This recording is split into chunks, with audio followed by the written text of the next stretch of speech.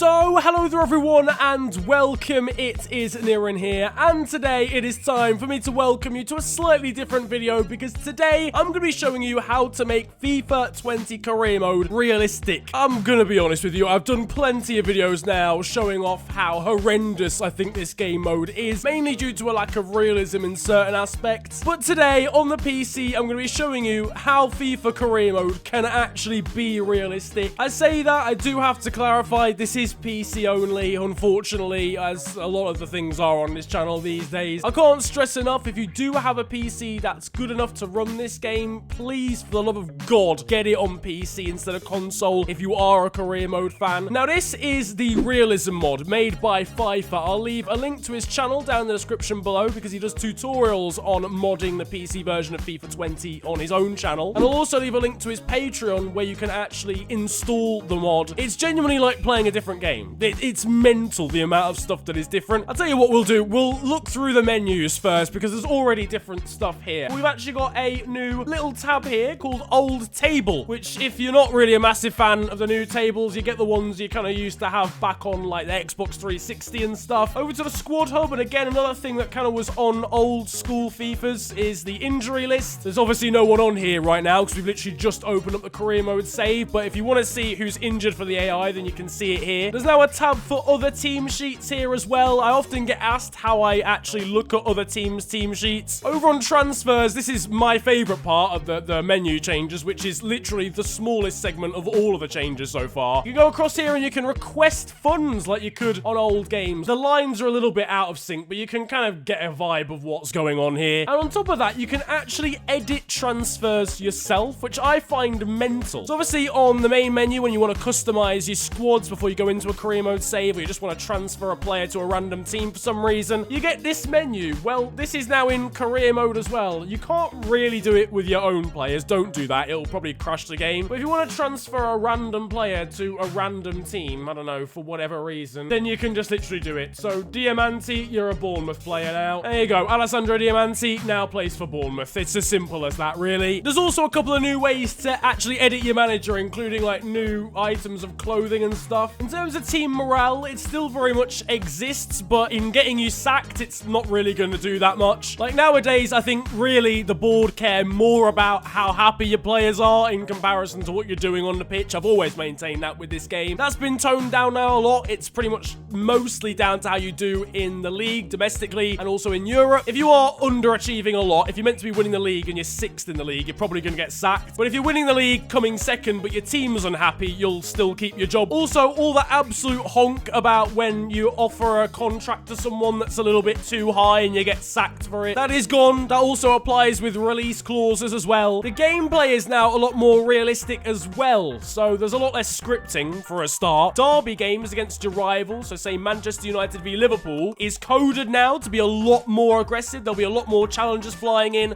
a lot more cards given, and it's also just generally a much tougher game than if you're playing, say, Arsenal, which hasn't really got that spice in comparison. Obviously, if you're Tottenham, then yes, a game against Arsenal will have that spice, but if you're using Liverpool, a game against Manchester United will be a lot more aggressive and a lot more competitive than a game against Arsenal, potentially. GTN scouting now takes a lot less time than it did before. It was a bit of a shambles, really, before. Generally speaking, players do take less time to get scouted. They also take substantially less time to get scouted if you're playing in the same league. But for the most part now, we've got Adama Traore on the screen here. It's only going to take 3 days to scout him. On top of that, once you've actually scouted them, that data won't go away as quickly as it used to do. I think it was a situation where if you scouted a player, a year later, the scouts would just completely forget everything about them. Injury returns are a lot more realistic now. We'll come on to injuries, generally speaking, in a little while when we talk about simming. But if a player is injured, they come back from a very long injury, you will have to play them 1 or 2 times before that plaster goes away. Either that or you have to wait quite a while, basically. You've either got to give them match fitness or seriously wait, because then when a player is a bit more fatigued or still has that plaster, they're more likely to get a reoccurring injury. Simming matches is now a little bit more realistic and doesn't quite depend on being at home as much anymore. There's now more goals in games than there were before. I think the most you could get in a game was 6 before. I mean, you can see here we've simmed 1 game against RB Leipzig and we've got a 6-goal game already. 4-2 is the final score. You'll see more realistic goal scorers going along with those goals, like Harry Kane, Mohamed Salah, Sadio Mane, Sergio Aguero rather than Fabinho scoring 25 goals for Liverpool when he obviously wouldn't do that in real life. There's more injuries in sim games as well. I think there's a little bit more in terms of injuries when it comes to training too, but certainly in terms of sim games, especially when your players are fatigued, they've got a higher chance of getting injured if they've not got much stamina. You can now train any attribute you like in the training sessions, which I'm so happy about this. You can see here Bobby Firmino, if we go on to precision penalty, can be trained on his composure. Transfers are now more realistic. It is hard to make transfers realistic in the sense that you're thinking of. If I'm to look at any transfer, for example, I mean, these top three could all quite easily happen. Hakim Ziyech going to Real Madrid, promising player from Dinamo Zagreb ending up in Germany, Donyell Malen going to Juve doesn't seem massively out of the picture, but maybe someone like Edinson Cavani going to Arsenal, you'd be like,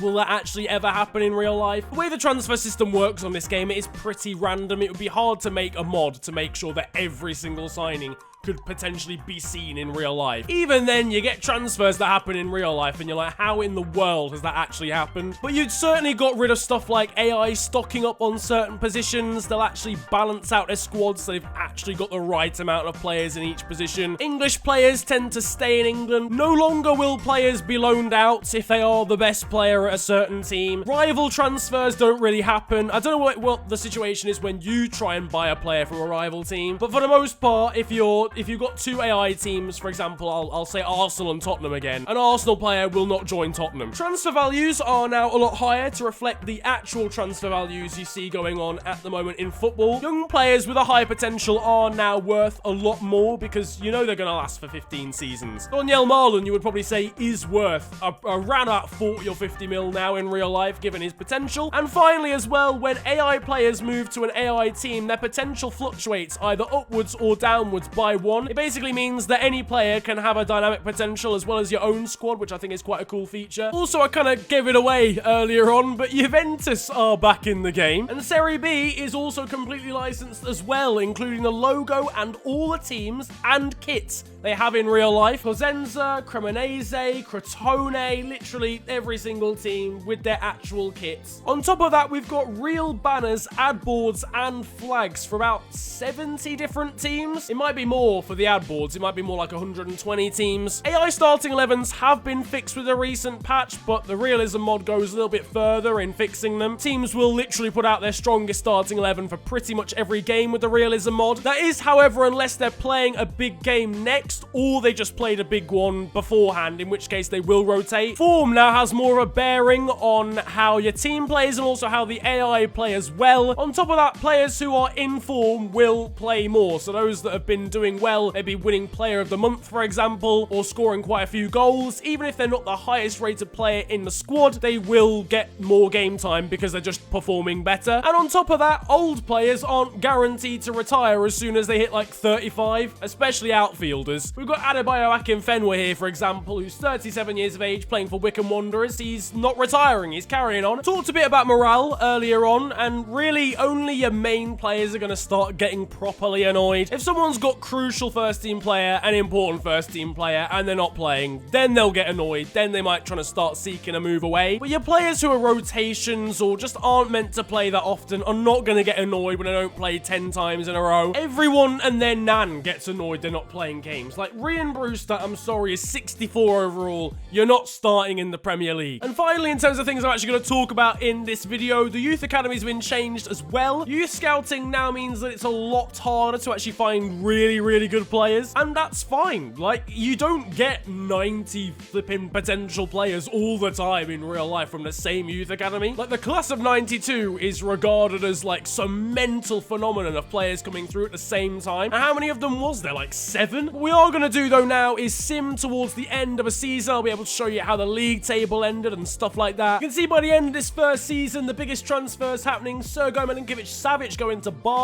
for 100 mil. The league table is slightly OP, I will be honest with you, but it's a lot less than it is in the normal version of the game right now. I mean, you're seeing teams win the Prem by like 115 points or 120 points. It's still a little bit overpowered. We won the league with 105, City there on 94 and Spurs on 94. But then I think we'll wrap up today's video showing you the Realism mod for FIFA 20 career mode. Once again, I'll leave links to FIFA and his channel as well as the Patreon down in the description below so you can check him out and you can check his mod out. But if you enjoyed this video, slap a like on it and subscribe if you are new to the channel. You can also follow me on social media. It's at the official FNG on Twitter and on Insta. But it's been a pleasure ranting at you guys today. Have a wonderful day, enjoy yourselves, and goodbye.